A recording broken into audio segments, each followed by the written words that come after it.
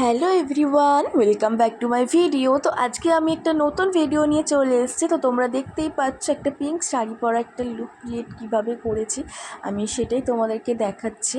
আর এই সিম্পল একদম লাইটের যে মেকআপটা সেটা কিভাবে ক্রিয়েট করেছি স্টেপ বাই স্টেপ প্রসেসটা সেটাই তোমাদেরকে তুলে ধরবো।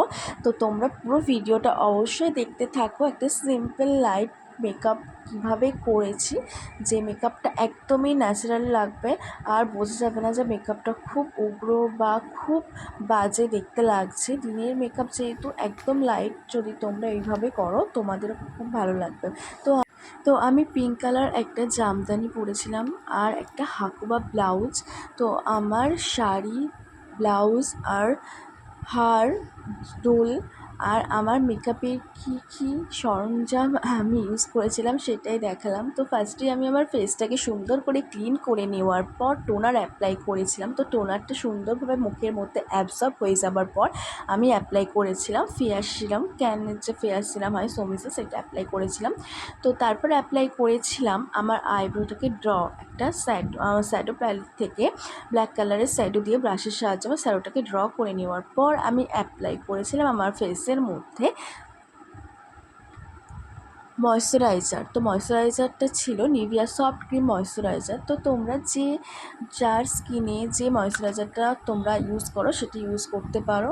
তো তারপর আমি অ্যাপ্লাই করেছিলাম foundation, Fit Me super stay foundation. তো তোমরা দেখতেই পাচ্ছ কতটা কম কোয়ান্টিটির ফাউন্ডেশন মুখের মধ্যে অ্যাপ্লাই করেছিলাম। আমি আমার কিন্তু হাতের সাহায্যে কিন্তু আমার মুখের মধ্যে ভালোভাবে কিন্তু আমার ফাউন্ডেশনটাকে ব্লেন্ড করে নিচ্ছিলাম। তো তোমরা চাইলে অবশ্যই ব্লেন্ডার ইউজ করতে পারো বা ব্রাশের সাহায্যেও মেকআপটাকে বসাতে পারো, মানে ফাউন্ডেশনটাকে।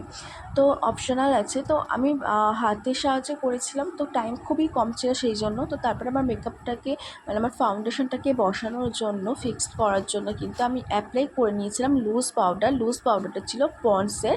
তো পন্ডসের যে লুজ পাউডারটা আমি মনে করি কম বাজেটের মধ্যে যারা চাইছো তাদের জন্য পারফেক্ট আছে। আদারওয়াইজ যদি মনে করো তোমরা কম্প্যাক্টও ইউজ করতে পারো, ফিটমির খুব ভালো কাজ করবে।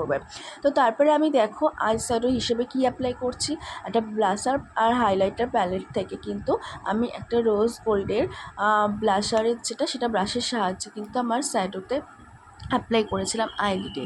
তারপর আমি কোলোসোলের মাস্কারা অ্যাপ্লাই করেছিলাম আমার আইল্যাশে। তো তোমরা ডিফারেন্টটা দুটো আইল্যাশে বুঝতে পারবে একটা মাস্কারা ইউজ করার পর দুটো ডিফারেন্সটা তখন তোমরা দুদিকে বুঝতে পারবে।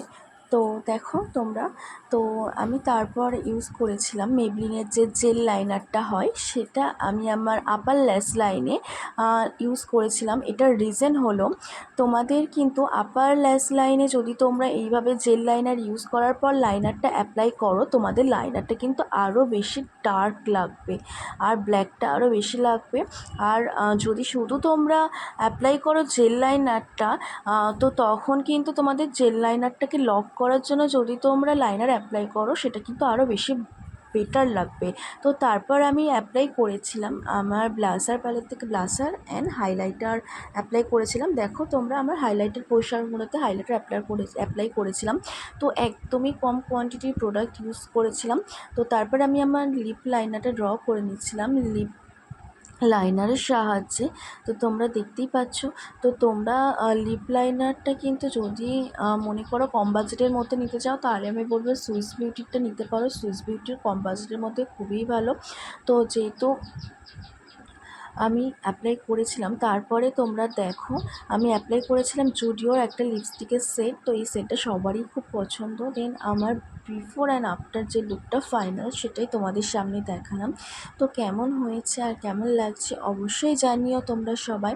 খারাপ লাগলেও জানিও, ভালো লাগলেও জানিও। প্রতিবারের মতো আমি একটাই কথা বলবো, তো সবাইকে ভালো লাগতে হবে বা সবার মনের মতো আমি করতে পারবো এরকম নাও হতে পারে।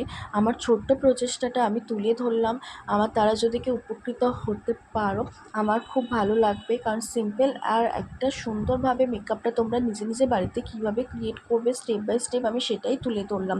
যেহেতু এটা দিনের বেলার মেকআপ ছিল সেই তো খুবই লাইট করার চেষ্টা করেছিলাম। আর একদম দেখো আমার শাড়িটাও খুব হালকা ছিল। তো আমি সেই সাধারণভাবেই একটা ন্যাচারাল লুক ক্রিয়েট শেড করার চেষ্টা করেছিলাম যাতে উগ্র না লাগে। যদি এটা নাইট মেকআপ হতো সেক্ষেত্রে একটু আমরা ডার্ক করতে পারতাম, যেহেতু এটা দিনের বেলা একটা পুজো পারপাস ওকেশানে অফিসের একটা ছিল অক্ষয় তৃতীয়া উপলক্ষে, তো সেহেতু আমি একদম হালকার উপরে করার চেষ্টা করেছিলাম।